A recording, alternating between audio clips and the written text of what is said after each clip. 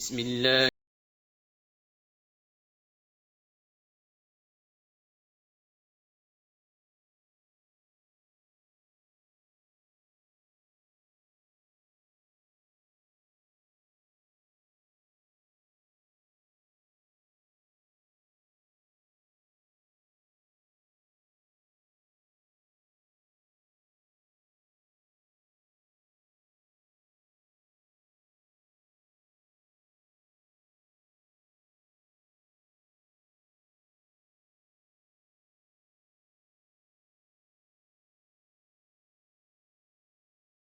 بالله العلي العظيم. أعوذ بالله من الشيطان اللعين الرجيم. بسم الله الرحمن الرحيم. الحمد لله رب العالمين، والصلاة والسلام على أشرف الأنبياء والمرسلين، مخاطب بطه وياسين، مولانا ومولى الكونين، جد الحسن والحسين بالقاسم محمد اللهم صل على محمد وآل محمد عجل فرجهم وعلى آله الطيبين الطاهرين المعصومين المظلومين الغر الميامين، ولعنة الله على أعدائهم وقتلتهم وغاصب حقوقهم ومنكر فضائلهم أجمعين من يومنا هذا إلى قيام يوم الدين. أوصيكم ونفسي بتقوى الله. أما بعد، فقد قال الله سبحانه وتبارك وتعالى في القرآن الكريم: بسم الله الرحمن الرحیم، ادعونی استجب لکم. حضرات گرامی قدر، جمعے کے اس پہلے خطبے میں سب سے پہلے میں اپنے نفس کو اور آپ سب کو تقوی کی وصیت کرتا ہوں، اس لیے کہ پروردگار عالم کا صاف اعلان ہے کہ انما یتقبل اللہ من المتقین، اللہ صرف اور صرف متقین کے اعمال کو قبول کرتا ہے. لہذا اگر ہمیں اپنے اعمال کو بارگاہ ہدیت میں قبول کرانا ہے تو سب سے پہلے ہمیں تقوی اختیار کرنا پڑے گا.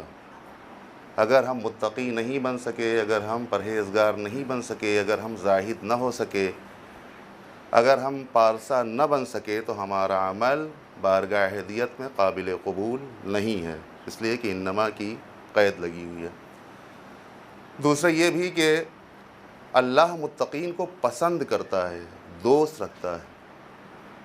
ان اللہ یحب المتقین، بے شک اللہ متقین کو دوست رکھتا ہے. تو جب اللہ دوست رکھتا ہے متقین کو، پرہیزگاروں کو، تو پھر بندوں کا بھی فرض یہ ہے کہ وہ اللہ کی محبوبیت کے لیے تقوی اختیار کریں، تاکہ اس کے ذریعے سے ہماری دنیا بھی سنور جائے اور آخرت میں بھی ہمیں بہترین اجر اور بڑا انعام حاصل ہو سکے.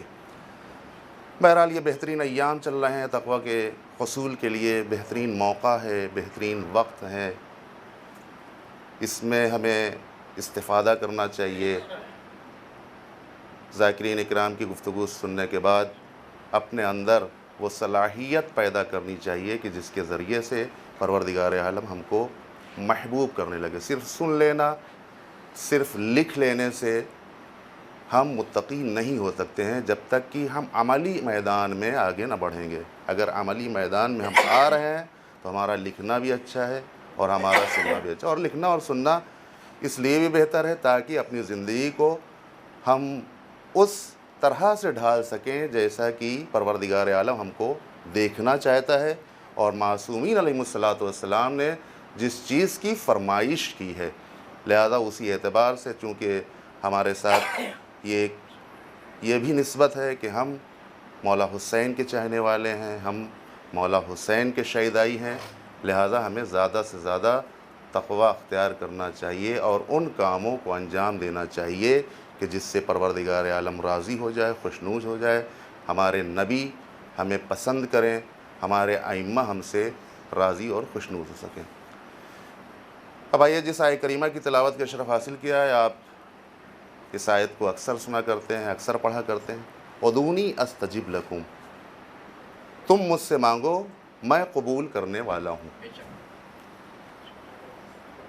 ہمارے علماء بھی اس بات کی طرف اشارہ کرتے رہتے ہیں کہ پروردگار عالم کو معلوم ہے کہ ہمیں کیا چاہیے، ہمیں کن چیزوں کی ضرورت ہے، کل بھی آپ نے سماعت کیا تھا، لیکن اس کے باوجود بھی ہمیں حکم دیا جا رہا ہے کہ تم مانگو، تمہاری کیا خواہش ہے، تمہاری کیا آرزو ہے، تمہاری کیا تمنا ہے، تم ہم سے طلب کرو، ہم نے تو بغیر مانگے تمہیں بہت کچھ عطا کر دیا، اب تم بھی تو کچھ مانگو، اس لیے کہ میں قبول کرنے والا ہوں۔ اب بعض لوگ یہ کہا کرتے ہیں کہ ہم اکثر دعائیں کرتے ہیں لیکن ہماری دعا مستجاب نہیں ہوتی، بارگاہ ہدیت میں قبول نہیں ہوتی۔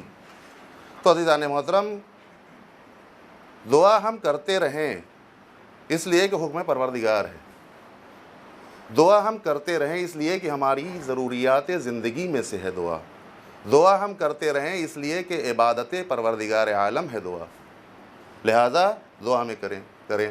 قبول کرنا نہ کرنا وہ اللہ کی طرف سے ہے، چاہے تو وہ قبول کر لیتا ہے، اور اگر نہیں بھی قبول کرتا ہے تو روایت معتبرہ میں یہ بات واضح ہے کہ قیامت کے دن پروردگار عالم احکم الحاکمین اپنے ان بندوں سے مخاطب ہوگا کہ جنہوں نے دعائیں کی ہیں اور ان کی دعائیں اس دنیا میں قبول نہیں ہوئی، ان سے مخاطب ہو کر کہے گا میرے بندے، تو نے دنیا میں مجھ سے دعا کی تھی لیکن میں نے تیری دعا کو قبول نہیں کیا، تجھے زحمت ہوئی، تجھے پریشانی اٹھانی پڑی، تجھے تکلیف اٹھانی پڑی، لیکن اس کے عوض میں تجھے یہاں کچھ دینا چاہتا ہوں۔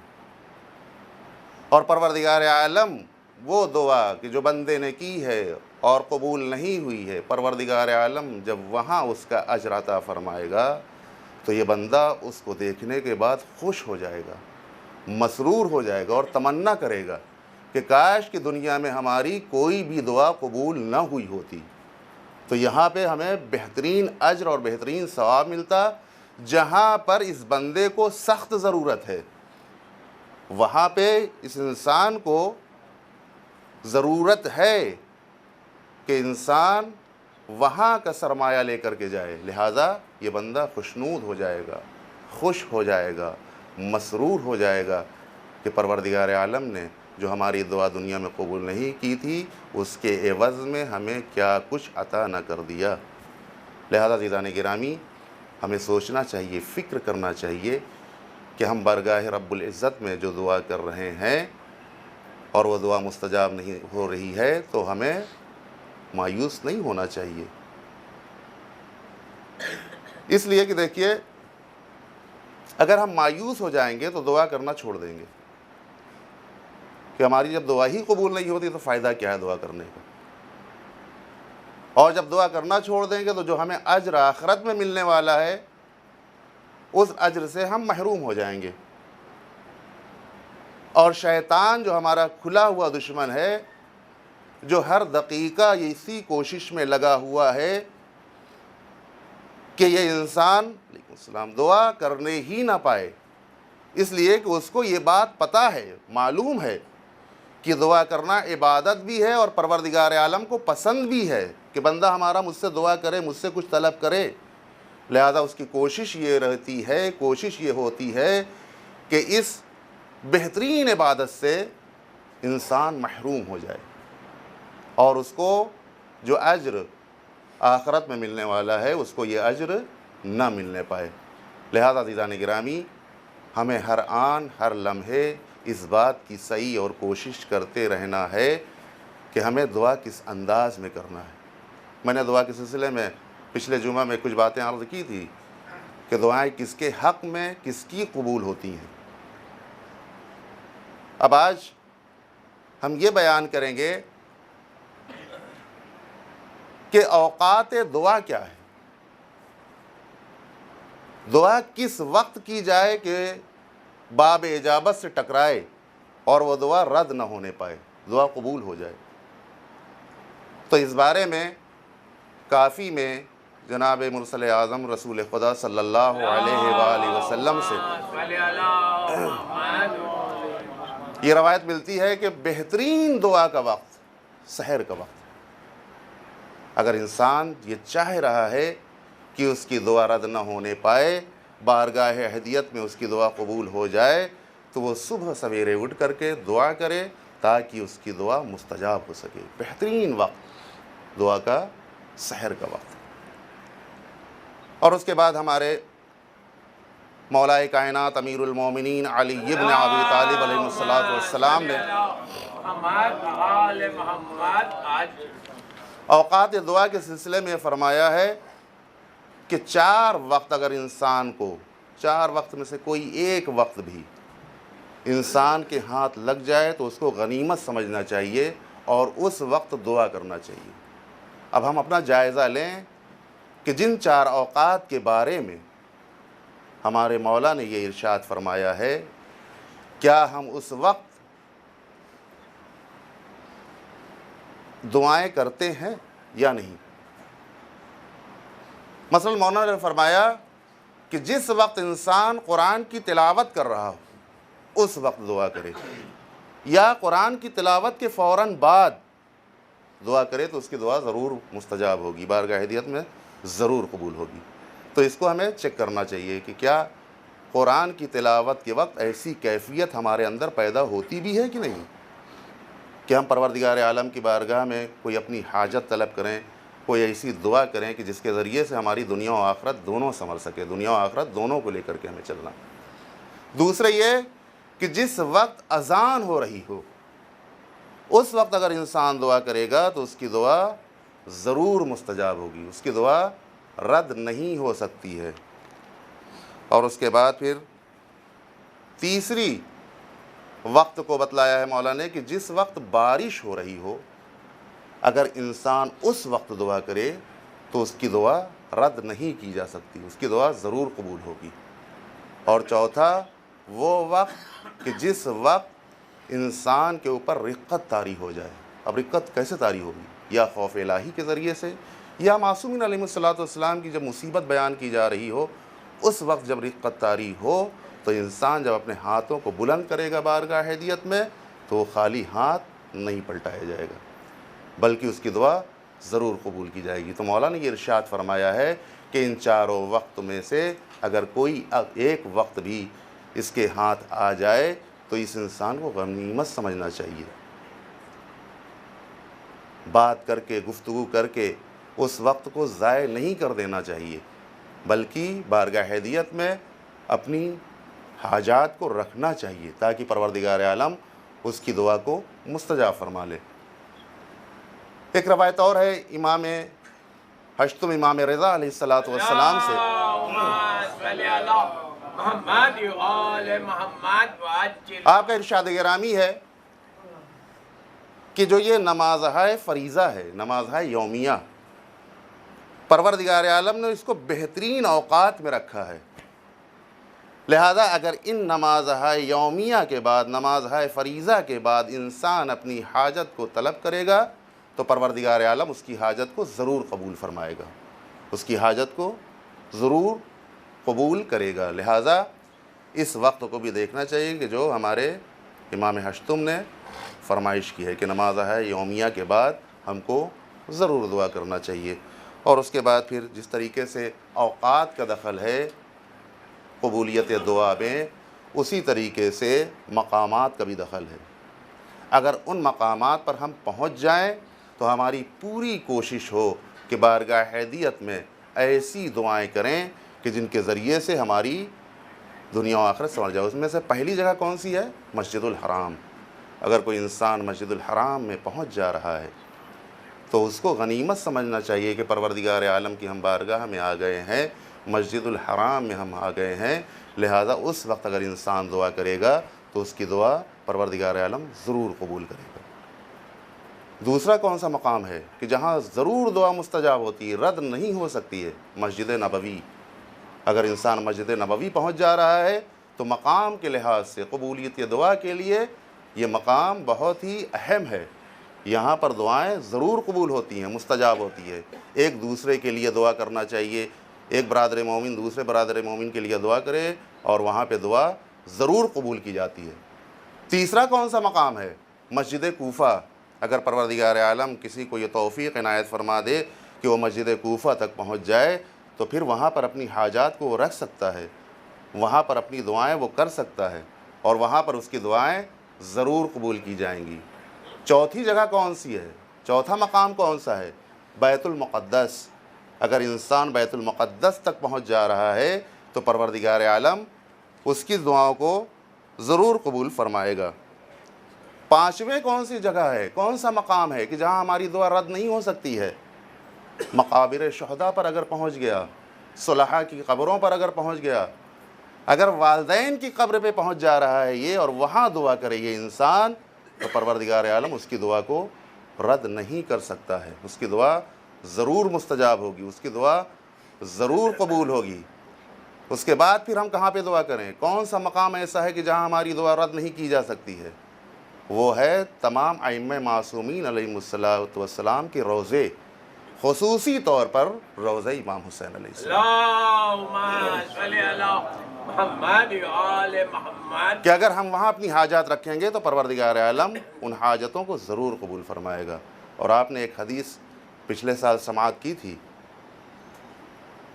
کہ حسین کا مرتبہ، حسین کی منزلت تمام ائمہ معصومین علیہ السلام سے افضل ہے، ان کی کشتی وسیع تر ہے، لہذا ان کے روضے میں بھی یہ خصوصیت ہے کہ پروردگار عالم ان کے روضے میں، بقیہ روضے میں بھی دعائیں مستجاب ہوتی ہیں لیکن ان کے روضے میں زیادہ تر دعائیں مستجاب ہو سکتی ہیں اور انسان وہاں پر اپنی عاقبت سنوار سکتا ہے، روحی اعتبار سے، جسمانی اعتبار سے، ہر اعتبار سے۔ وہاں پر جانے کے بعد انسان کو چاہیے کہ وہ کوشش اور سعی کرے، ایسی دعائیں مانگے وہاں پر کہ جس کے ذریعے سے دنیا و آخرت اس کی دونوں سنور سکتی ہو۔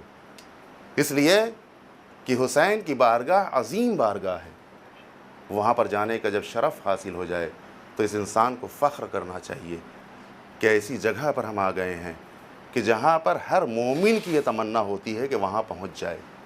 ہر انسان کا دل تڑپتا ہے کہ اپنے مولا کے روضے پر حاضری دینے کا شرف حاصل ہو جائے۔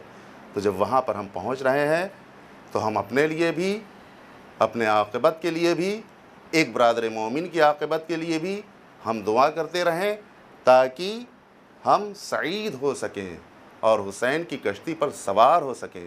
یقین جانیے کہ اگر ان کی کشتی پر کوئی سوار ہو گیا تو کبھی بھی گمراہ نہیں ہو سکتا ہے، وہ کبھی بھی ہلاک نہیں ہو سکتا ہے۔ لہذا ہماری کوشش اور ہماری تمنا اور ہماری سعی یہ ہونی چاہیے کہ ہم جب ایسے مقامات کو درک کر لیں، جب ایسے مقامات پر پہنچ جائیں تو وہاں پر جانے کے بعد اپنی دنیا و آخرت کو سنوار لیں۔ اعوذ باللہ من الشیطان الرجیم، بسم اللہ الرحمن الرحیم، انا اعطیناک الکوثر فصل لربک وانحر ان شانئک هو الابتر۔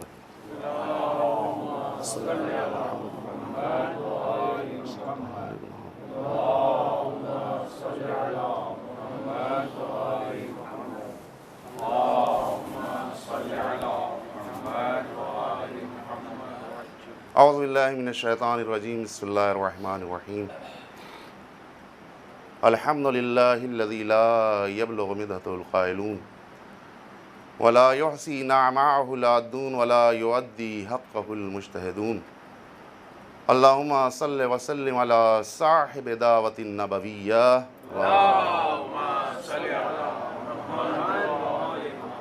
وعلی صولۃ الحیدریہ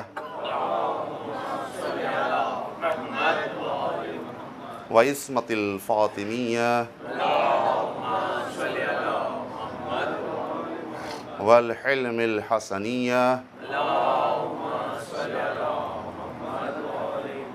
والشجاعت الحسینیہ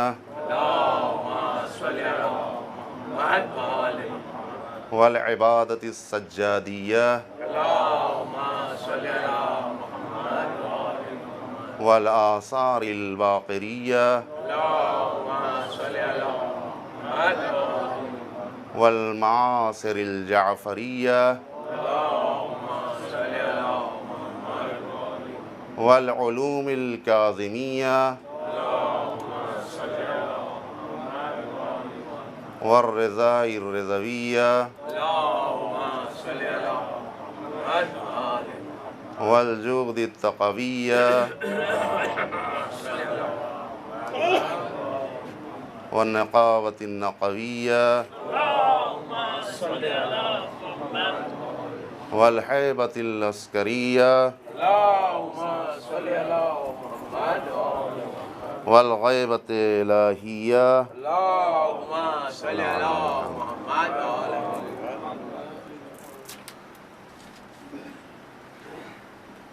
اور عزیزان گرامی، اس دوسرے خطبے میں بھی میں سب سے پہلے اپنے نفس کو اور آپ سب کو تقوی کی توصیہ کرتا ہوں، اور پروردگار عالم کی بارگاہ میں یہ دعا کرتا ہوں کہ ان ایام سے زیادہ استفادہ کرتے ہوئے ہم سب کو تقوی اختیار کرنے کی توفیق مرحمت فرمائے، اور اس تقوی سے ہم آراستہ ہو کر کے اس دنیا میں بھی دوسروں کے لیے نمونہ عمل بن سکیں، اور اسی تقوی کے ذریعے سے ہم اپنی آخرت کو بھی سنوار لیں۔ مناسبات میں جو سب سے پہلی مناسبت ہے وہ روز تاسوعہ۔ آج 9 محرم آ گئی، اور آپ سب کو معلوم ہے کہ کل روز عاشوراء ہے، اور محرم الحرام سن 1437 ہجری کا پہلا عشرہ اولیٰ کل ختم ہو جائے گا۔ ہم اپنے کو چیک کریں کہ ہم مجلسوں میں آتے رہیں تو ہم نے کوئی اس مجلس سے فائدہ حاصل کیا کہ نہیں کیا؟ جتنی چیزیں ہمارے علماء نے بیان کی ہیں، جن جن مجالس میں ہم پہنچے ہیں، تو ان مجلسوں کے بعد ہم اپنے نفس کا محاسبہ کریں کہ کیا چیز ہم نے حاصل کی اور عملی میدان میں ہم کس درجہ آگے پہنچے۔ اگر مجلسوں کو سننے کے بعد وہیں پر رہ گئے تو اس کا مطلب یہ ہے کہ یہ مجلس ہمارے لیے مفید ثابت نہیں ہوئی، صرف آ کر کے بیٹھ گئے اور چلے گئے گھر۔ لیکن ہاں، اگر سنا قاعدے سے اور سننے کے بعد اس کو عملی جامہ دے دیا تو پھر ہمارے لیے بہت ہی اہم ہے، اور ہمیں اسٹیپ بائی اسٹیپ آگے بڑھنا چاہیے، قدم بقدم آگے بڑھانا چاہیے کہ پروردگار عالم ہم سے کیا چاہتا ہے، ہماری غرض خلقت کیا ہے۔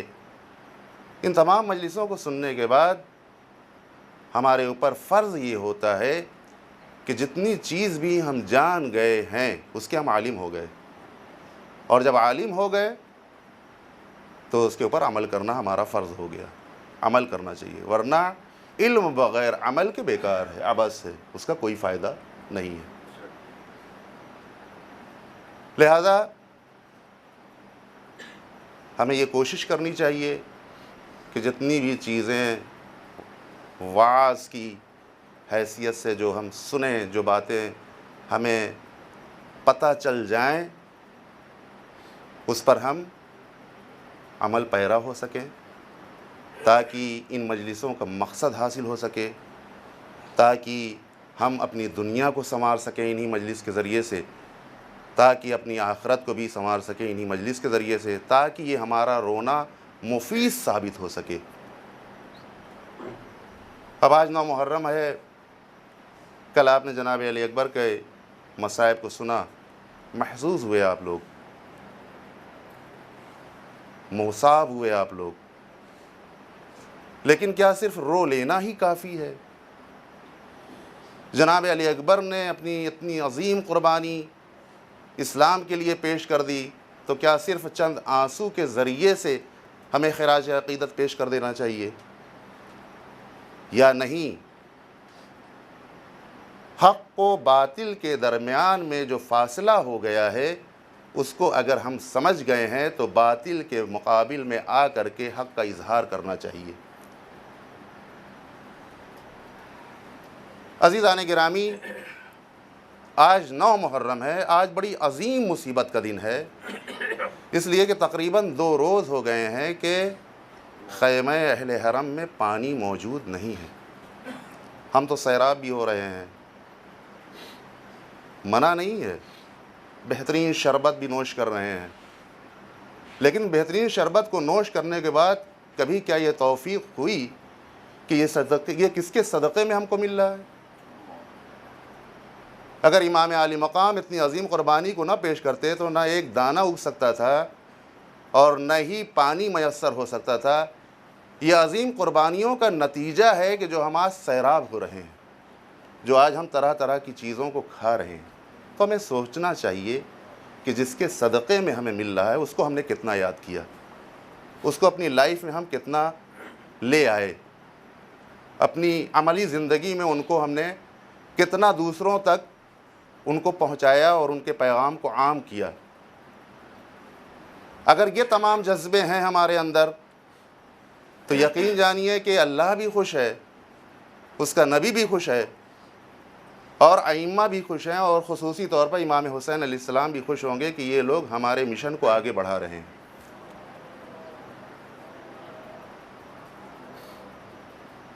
تو عزیزان گرامی، آج خیمہ اہل حرم میں پانی کا ایک قطرہ نہیں ہے، چھوٹے چھوٹے بچے پیاسے ہیں۔ آپ سوچئے کہ جس کے اندر اتنی قدرت اور طاقت ہو، جو ساقی کوثر کا بیٹا ہو، اور اس کے سامنے جب چھوٹے چھوٹے بچے کہہ رہے ہوں العطش العطش، کبھی آپ محسوس کریں اس بات کو کہ جب ہمارے ہاں کوئی پیاسا ہو جاتا ہے اور وہ پانی طلب کرتا ہے تو اس کو فوراً پانی پیش کر دیا جاتا ہے، لیکن امام حسین علیہ السلام کے چھوٹے چھوٹے بچے العطش العطش کی آواز کو بلند کر رہے ہیں۔ آقا کے دل پہ کیا گزر جاتی ہوگی کہ جب چھوٹے چھوٹے بچے پیاس کا اظہار کر رہے ہوتے ہوں گے۔ ارباب اعضاء، میرا دل چاہتا ہے کہ اس بات کو آپ کی خدمت میں پیش کروں کہ جناب علی اکبر کی قربانی بہت اہم قربانی ہے حسین کے لیے۔ یوں تو 72 کی قربانی بہت اہم ہے، لیکن اس میں سب سے عزیز ترین فرد کی جو قربانی ہے وہ جناب علی اکبر کی، اس لیے کہ روایتوں ملتا ہے کہ جب جناب علی اکبر کی ولادت مدینے میں ہوئی ہے تو اس وقت میرے مولا نے سب کو کوئی نہ کوئی تحفہ دیا ہے، سب کو تحفہ دیا ہے، سب کو خوش کیا ہے جناب علی اکبر کی ولادت پر جب لوگ مبارکبادی کے لیے آئیں۔ اور اس کے بعد پھر اس بچے کو اس طرح سے پالا، ایسا پروان چڑھایا، اور 18 سال کی جب عمر ہو گئی کہ جس وقت ایک باپ کو خوشی محسوس ہوتی ہے اپنے جوان بیٹے کو دیکھ کر کے، اس وقت بیٹا آ کر کے کہہ رہا ہے کہ بابا جان مجھے مرنے کی اجازت دے دیجیے۔ سوچیے آپ کہ امام علی مقام پر کیا گزر گئی ہوگی۔ تاریخ شاہد ہے کہ مولا نے فوراً اجازت دے دی، اور فوراً اجازت دینے کے بعد آپ نے کہا کہ اپنی پھوپھی اور اپنی ماں سے بھی رخصت ہو لو۔ چنانچہ جناب علی اکبر خیمے میں آتے ہیں، اپنی ماں سے رخصت ہوئے، اپنی پھوپھی سے رخصت ہوئے۔ پھوپھی نے تمام چیزوں کو آپ سماعت کر چکے ہیں، کسی طریقے سے رخصت ملی، کس انداز سے خیمے سے برآمد ہوئے یہ بھی آپ کے اذہان عالیہ میں محفوظ ہے کہ اس طریقے سے خیمے سے باہر نکل رہے تھے کہ جیسے جوان کا لاشا خیمے سے گھر سے باہر آتا ہے۔ اور اس کے بعد جناب علی اکبر گھوڑے پر سوار ہو گئے۔ راوی یہ بیان کرتا ہے کہ میدان کارزار میں جانا چاہتے ہیں امام علی مقام کے یہ فرزند، اور جیسے ہی گھوڑے پر سوار ہو کر کے چلنے لگے تو راوی یہ بیان کرتا ہے کہ جیسے جیسے جناب علی اکبر کا گھوڑے کی رفتار تیز ہوتی جا رہی تھی ویسے ویسے امام علی مقام پیچھے پیچھے دوڑتے ہوئے جا رہے تھے، اور یہ صدا تو ہم تک آتی ہی نہ اگر علی اکبر کھڑے ہو کر کے یہ آواز نہ دیتے کہ بابا جان آپ نے مجھے رخصت کر دیا تھا، اب آپ پیچھے آنے کی زحمت کیوں کر رہے ہیں؟ اس لیے کہ جیسے جیسے رفتار بڑھتی گئی ویسے ویسے حسین کی رفتار بڑھی، اور حسین کی جب رفتار بڑھی تو کربلا کے میدان میں حسین گر پڑے، اور جب گرنے کی آواز جناب علی اکبر کے کانوں تک پہنچی تو آپ نے مڑ کر کے دیکھا کہ بوڑھا باپ زمین کربلا پر گرا ہوا ہے۔ ایک مرتبہ جناب علی اکبر نے آواز دے دی، بابا آپ نے تو مجھے رخصت کر دیا تھا، تو ایک عجیب کلمہ آپ نے ارشاد فرمایا، ایک عجیب جملہ آپ نے ارشاد فرمایا کہ بیٹا تم اگر صاحب اولاد ہوتے تو تمہاری یہ سمجھ میں آ جاتا کہ باپ کے دل میں بیٹے کی کتنی محبت ہوتی ہے۔ اجرکم اللہ۔ آج 9 محرم ہمیں گریہ کرنا چاہیے، ہمیں آنسو بہانا چاہیے، ہمیں شہزادی زہرا کو پرسہ دینا چاہیے۔ جس انداز سے ہمیں گریہ کرنا چاہیے تھا وہ انداز ابھی ہم اختیار بھی نہیں کر پائے۔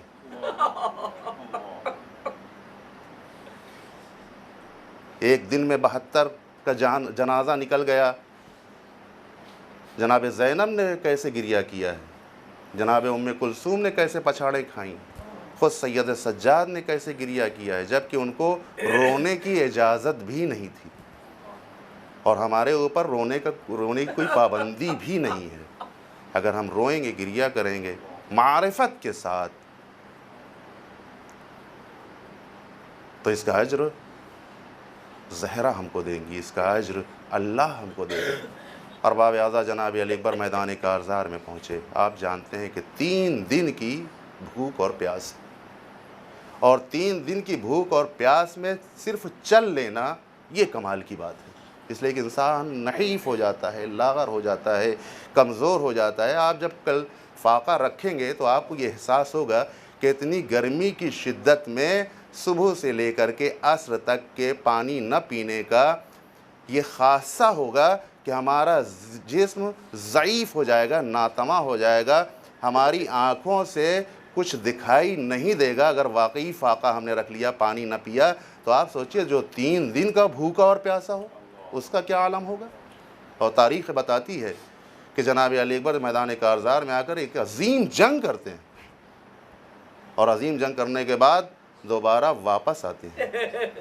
اور روایت میں نے یہ دیکھا ہے کہ جناب امام حسین سے بیٹے نے کبھی انگور کی خواہش ظاہر کی تھی، تو اس وقت زہرا کے لال نے اپنے بیٹے کے لیے اس انگور کے خوشے کو جناب علی اکبر کی خدمت میں پیش کر دیا تھا۔ لیکن وہی بیٹا آج مقتل کربلا میں اپنے بابا کے پاس آیا ہے اور ایک خواہش کر رہا ہے، بابا اگر تھوڑا سا پانی مل جاتا تو میں دشمنوں کو دکھا دیتا کہ خاندان بنی ہاشم کے جوان کیسے ہوتے ہیں۔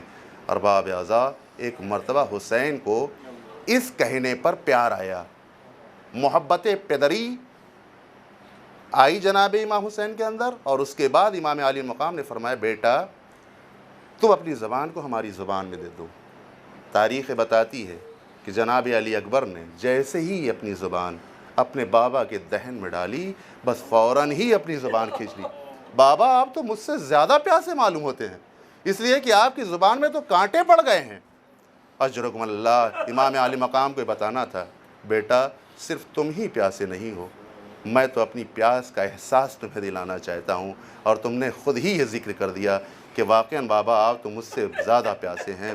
اجرکم اللہ۔ تاریخ بتاتی ہے کہ جناب علی اکبر دوبارہ میدان کربلا میں آئے اور ایک عظیم قربانی پیش کر کے آواز دیتے ہیں۔ جب آخری وقت آتا ہے آواز کیا دی؟ علیک منی السلام، اس لیے کہ اب بابا کی پیاس کا اظہار ہو چکا ہے کہ میرا بابا بڑا پیاسا ہے، ہو سکتا ہے کہ وہ ہمارے سلام کے جواب کو پیش نہ کر سکے، لہذا جوابی سلام جناب علی اکبر نے پیش کر کے بتا دیا کہ میرا بابا واقعاً بہت پیاسا ہے، جو اب گفتگو بھی نہیں کر سکتا ہے، جو جواب سلام بھی نہیں دے سکتا ہے، اس لیے کہ اس کی زبان بہت خشک ہو چکی ہے۔ ہاں عزاداران مظلوم کربلا، جیسے ہی یہ جوابی سلام ملا جناب امام حسین کو، ایک مرتبہ افتاؤں خیزاں، اب چشموں کی بصارت زائل ہو چکی ہے، آنکھوں کی بصارت کو کھو چکے ہیں، یا علی کہتے ہوئے دوڑے، اور ایک مرتبہ اس مقام پر پہنچ کر کے آواز دیتے بیٹا علی اکبر ارے تم آواز دو تاکہ تمہاری آواز آواز کے سہارے سے ہم تمہارے تک اپنے کو پہنچا سکیں۔ عزاداران مظلوم کربلا،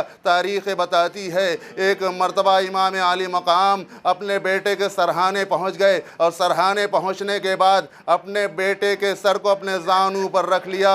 زانو پر رکھنے کے بعد ایک مرتبہ امام نے جب دیکھا تو کیا دیکھا کہ جوان بیٹا ہے جس کا ایک ہاتھ سینے پر موجود ہے۔ ایک مرتبہ امام عالی مقام نے فرمایا، بیٹا یہ بتاؤ کیا سینے میں تکلیف ہے، کیا سینے میں درد ہے؟ ایک مرتبہ جناب علی اکبر بتانا نہیں چاہتے، لیکن ایک مرتبہ جب اصرار ہوا باپ کا تو ایک مرتبہ بیٹے نے اپنے ہاتھ کو جب ہٹایا تو کیا دیکھا؟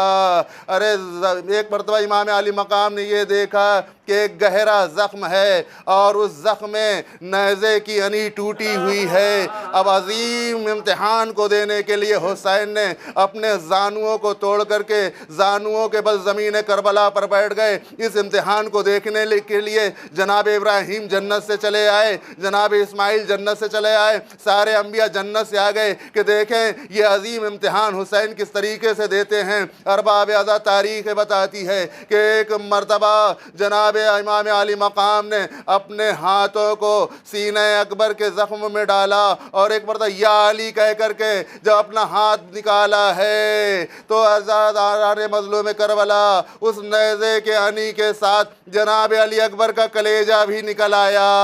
ہاں ارباب اعضاء، جناب علی اکبر کی روح قفس عنصری سے پرواز کر گئی۔ اب یہ حسین ہے جو 57 سال کا ضعیف باپ ہے، جو اپنے نوجوان بیٹے کی میت کو اٹھانا چاہتا ہے، لیکن ارباب اعضاء اب اس کے پاس کوئی جوان نہیں ہے جس کے ذریعے سے مدد لے سکے۔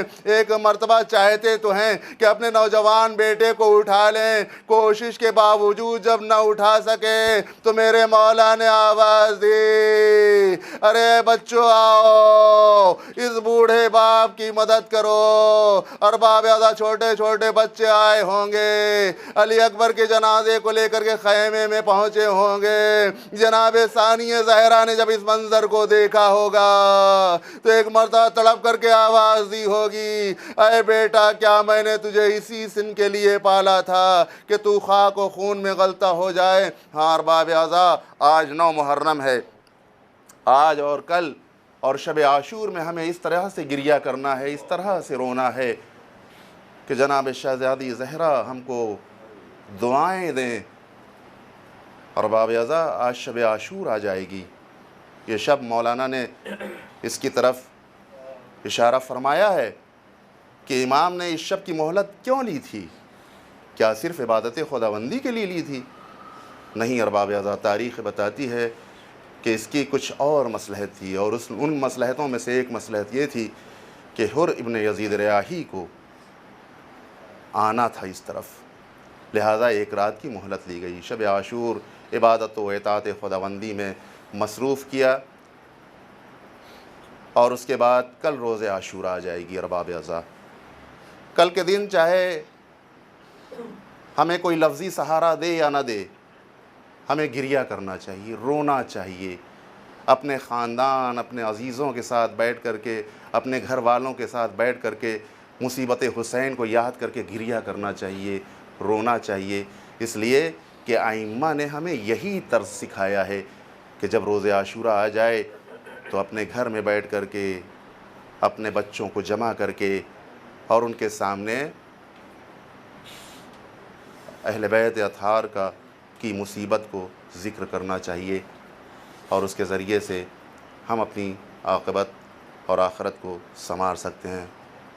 پھر اگلی جو مناسبت ہے وہ امام حسین کی شہادت کے بعد جب شام غریبہ آئے گی تو اس وقت آپ کو خود احساس ہو جائے گا کہ جب شمع بجھ جائیں گی یہاں پر، جب یہاں کی روشنائی گل کر دی جائے گی تو اس وقت ہمیں پتہ چلے گا کہ شام غریبہ میں کیسا سناٹا تھا۔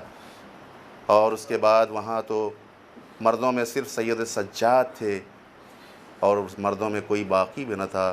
سیدانیوں کے دل پر کیا گزر گئی ہوگی، اس سانحے کو بھی ہمیں یاد کرنا چاہیے، اور اس کے ذریعے سے پوری دنیا کو یہ پیغام دینا چاہیے کہ اگر حسین نے اپنی اور اپنے بچوں اور اپنے جانثاروں کی قربانی کو نہ پیش کی ہوتی تو پھر نہ یہ شام آتی اور نہ یہ صبح آتا۔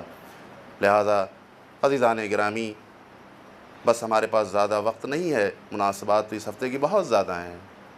میں یہ اپنے نوجوانوں کو یہ بات بتانا چاہتا ہوں کہ جلوس اعضاء میں خصوصی طور سے اس بات کا لحاظ رکھا جائے کہ ہم بیجا نہ گفتگو کریں، بیجا نہ بولیں، اور ایسی بات نہ بولیں کہ جس کے ذریعے سے ہمیں ہنسی آ جائے۔ خصوصی طور پر روز عاشورہ مغمون و محزون، ایسا لگے کہ واقعاً ہم تشییع جنازہ میں آئے ہیں، ایسا لگے کہ واقعاً ہم حسین کے جلوس میں آئے ہیں۔ لہٰذا کوئی ایسی بات ہمارے نوجوان نہ کریں کہ جس کے ذریعے سے ہنسی آ جائے، جس کے ذریعے سے ہمارے چہرے پہ مسکراہٹ پھیل جائے۔ لہٰذا ان باتوں کا اگر ہم لحاظ کریں گے تو پروردگار عالم ہم کو عظیم اجر دے گا، اور ایسا بہترین اجر دے گا کہ جس کی خواہش بھی ہم اس دنیا میں اگر کریں تو وہ خواہش پوری نہیں ہو سکتی ہے۔ لہٰذا یہ بارگاہ احدیت میں ہم دعا کرتے ہیں کہ پروردگار عالم ہم سب کو بامعرفت زیارت حسین علیہ السلام کی توفیق عنایت فرمائے۔ پروردگارہ تجھے واسطہ ہے محمد و آل محمد کا، جہاں کہیں بھی محبان اہل بیت ہیں ان کی جان مال عزت آبرو کی حفاظت فرما۔ پروردگارہ تجھے واسطہ ہے محمد و آل محمد کا، جو پریشان حال ان کی پریشانیوں کو دور فرما دے، جو مریض ان کو صحت کامل و عاجلہ عنایت فرما، جو بے اولاد ان کو اولاد صالح عنایت فرما۔ پروردگارہ تجھے واسطہ ہے محمد و آل محمد کا، جو بے روزگار ان کو روزگار عطا فرما، جو برسر روزگار ان کی روزی میں خیر و برکت عنایت فرما۔ پروردگارہ جو مقروض ان کے قرض کو ادا فرما دے۔ پروردگارہ جو حج و زیارات کے مشتاق ان سب کو حج و زیارات سے مشرف فرما۔ پروردگارہ اسلام و مسلمین کی حفاظت فرما، دشمنان اسلام کو نیست و نابود فرما دے۔ پروردگارہ پرچم اسلام کو سربلند فرما، پرچم کفر و نفاق کو سرنگوں فرما دے۔ پروردگارہ علماء عاملین کا سایہ ہمارے سروں پہ باقی رکھ۔ پروردگارہ رہبر و مراجع کو طول عمر عنایت فرما۔ پروردگارہ ہمارے امام کے ظہور میں تعجیل فرما، اور ہم سب کو ان کے آوان و انصار میں شریک ہونے کی توفیق کرامت فرما۔ ربنا تقبل منا انک انت السمیع العلیم۔ بسم اللہ الرحمن الرحیم۔ والعصر ان الانسان لفی خسر الا الذین آمنوا وعملوا الصالحات وتواصوا بالحق وتواصوا بالصبر۔